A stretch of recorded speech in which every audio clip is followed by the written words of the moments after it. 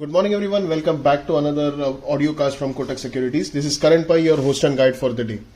So there were a couple of data releases yesterday evening and they seem to have done little to change the near-term view of the FOMC. Now the GDP data suggested that the US economy continues to be resilient and the economy expanded after 2 quarters of back-to-back contraction.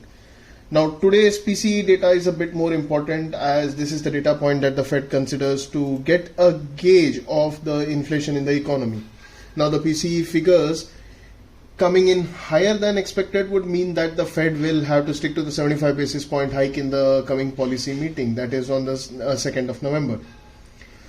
For the USDINR, the crude oil sustaining near the 94 mark, the dollar index trading a notch above the 110 level is going to put a lot of pressure on the pair. Now the Asian markets are giving kind of mixed signals with respect to the market mood and the sentiment at this point of time.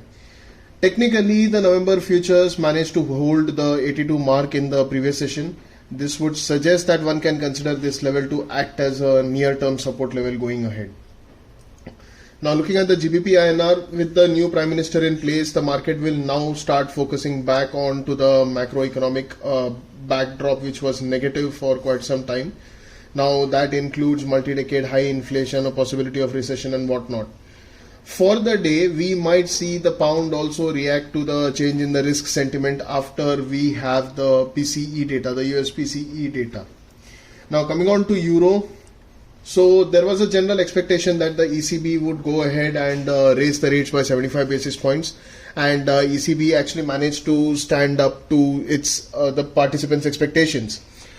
However, in the press release, ECB governor failed to give any sort of guidance for the next rate hike. She did mention that there will be rate hikes, but failed to give the guidance about the pace and the momentum of the rate hike.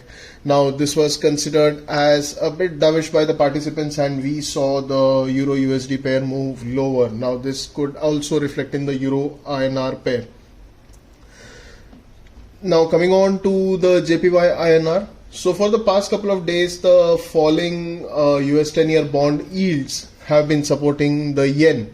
Now at the moment the US 10-year bond yields are placed somewhere near the 4% mark. Now the policy was due today and the BOJ's policy was due today and they opted to go ahead with the ultra loose policy and choose yield curve control over the currency depreciation. Now this might have disappointed a few market participants as they were expecting slight tweaking in the policy, but nonetheless the trend of the JPY INR continues to be range bound. So that's all for the audio cast today. Thank you for tuning in. See you all on Monday. Till then, stay safe, trade safe.